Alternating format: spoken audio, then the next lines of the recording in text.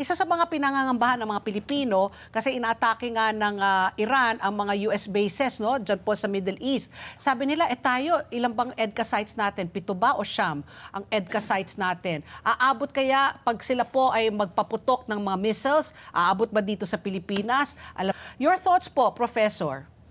Well, kung pag-uusapan po natin yung conventional military activities na nakikita natin ngayon sa Middle East, ay mahirap na paabutin ng Iran yung missile nila dito. At sa tingin ko naman, wala namang intensyon ang Iranian government na atakihin ang Pilipinas dahil kaalyado tayo ng Estados Unidos, dahil pinapalagahan ng Iran yung ating friendly diplomatic relationship.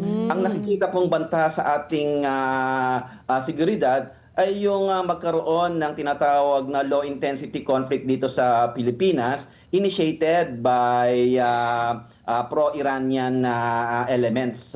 Yun, kasi meron po tayong history na nagamit po yung bansa natin bilang operational areas ng mga pro-Iranian elements, particularly halimbawa yung Lebanese-based na Hezbollah ay nagamit nila ang Pilipinas bilang area of operations, especially during their activities in Southeast Asia. So yun po ang dapat natin na bantayan, na magkaroon ng sympathy attack dito o kaya magkaroon ng violent activities as a result of the activities of pro-Iranian elements. Nako, oo.